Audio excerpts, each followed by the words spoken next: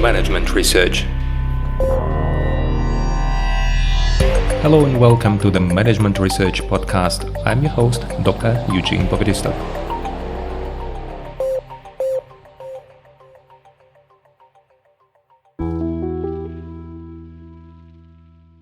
Hello and welcome to the next episode in my strategic management mini-series, and we continue talking about the 5 forces framework.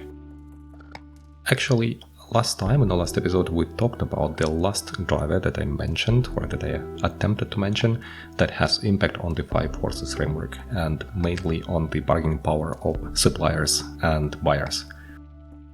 And actually that was it, because in the original framework by Porter there are 5 forces: the intensity of the competition in the markets, the threat of entry, threat of substitute, bargaining power of suppliers, and the bargaining power of buyers. And this framework is actually meant to help a firm understand what are the strategic chances on the market.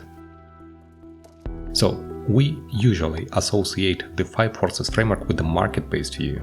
And we try to look at the market and try to understand what are the good chances, what is the good strategy. We try to analyze different forces that shape this market to help us develop something like a sustainable competitive advantage. So if you're aware of different forces, of these 5 forces on the market, you can develop much better strategy. In order to dive deeper and to explain what is behind each force, in the previous episodes we talked about the drivers, like small things that have impact on the formation of the force, like having information about the production line, about the production process of the buyer will have impact on the bargaining power of the supplier, and so on. Yet Grant and Jordan, in their book, they say that actually the 5 forces framework is a bit outdated. And it still remains the key framework in thinking of many managers when they analyze the strategy, when they think about the strategy of the firm, when they analyze their markets. But what they say is actually we should be flexible and we should think about many other forces that may come to mind. Moreover, we have to be aware that some of the drivers, they have simultaneous impact on different forces, and we talk about, for instance, differentiation and switching costs and other stuff, and they have impact both on the rivalry as well as on the threat of entry and as well as on the bargaining power of a buyer or of a supplier. What is worth adding are the 2 additional forces, and Grant and Jordan named these 2 forces as complements and government. We are going to talk now about the complements. And Grant and Jordan argue that complements is additional force on the market, and it has the opposite effect of the substitute. So the substitutes, if they are on the market, they have negative impact on your market position. Because if there is a product that can deliver a similar result, although being different in nature, it has impact on your position, on the strength of your competitiveness on the market. For instance, if you are offering, education services and you are a university, then the substitute would be different services like Coursera or Udemy or different YouTube tutorials. They are different in nature, they have a different way of how people learn about it, but still they deliver knowledge. People will not have at the end a certificate that they finalized their bachelor study, but they may collect the same knowledge, and very often if you go to work for a firm, they want to see what you actually can do. In Austria it's a bit different. In Austria you have to have the certificate, even though you may not know what exactly or in which way to do something specific, but certificate is very important here.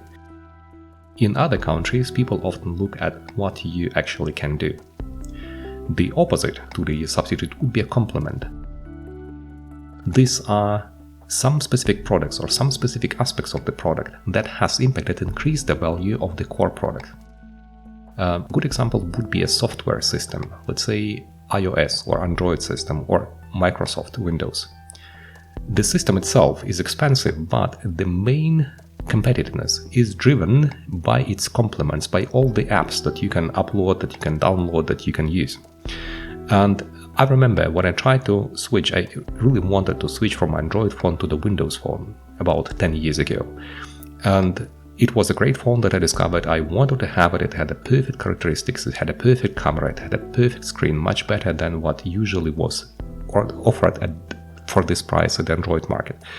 And I was already staying in the store and holding the device in my hand, and then finally decided not to buy it for a very simple reason. I wanted to check the Ukrainian news, and there was no app that was working with Ukrainian news, the one that I had on my Android phone, the one that aggregated news from different Ukrainian providers. They had MSN News, but it is not the same.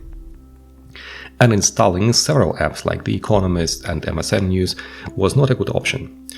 The second reason, there was another app that was missing, another app that I was using for communication. I cannot remember what exactly it was, but anyway, it was a popular app in Ukraine, and I didn't have it on a Microsoft Windows phone. This was the reason why I decided not to buy it, and here you can see that it was not the system itself and not the phone itself. The phone was good, the technical characteristics were great, but these were the apps that had impact on the competitive position of this specific product. The same applies to iOS, and very often users who want to switch from Android to iOS or from iOS to Android, they don't do it just because they lack the ecosystem.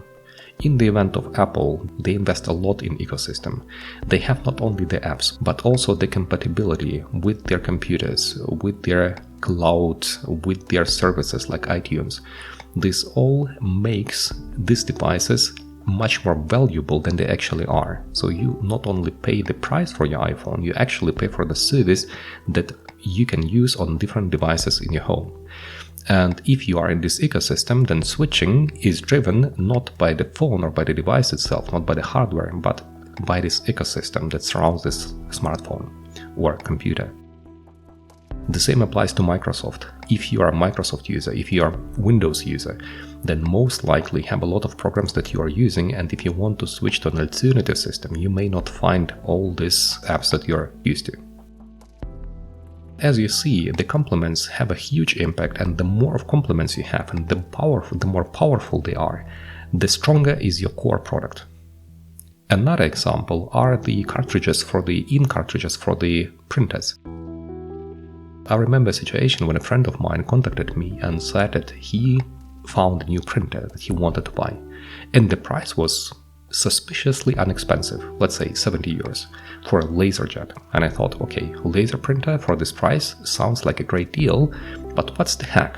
And the hack are the toners for this printer. If you want to print additional 5,000 pages, you need to buy a toner, and the toners for this one were very expensive. The other firm, they did something different. They sold their printers to a higher price, but the cartridges were lower in price. We also have the firms that offer the printer and the cartridges that can be refilled. Some of them do not allow them to be refilled or even seal them that they are not refilled.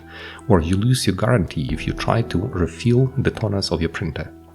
And here you see the impact of the complements on the final position, market position of this device. So having strong complements, having complements like these cartridges or apps will have impact on the core product that you are going to bring to the market. What it means for you is that these complements can be a seventh or the sixth force in this event. We'll talk about the seventh in the next episode. The sixth force that you have to take into account. If you have a great solution, maybe it is an app, maybe it is a service, think about how many complements you can deliver with the service. What else can you offer to the market that people stick to your product, to your core product, and don't want to go away? The less your product or your service is tied, is bound to different complements, the easier it is to switch from your product to something else.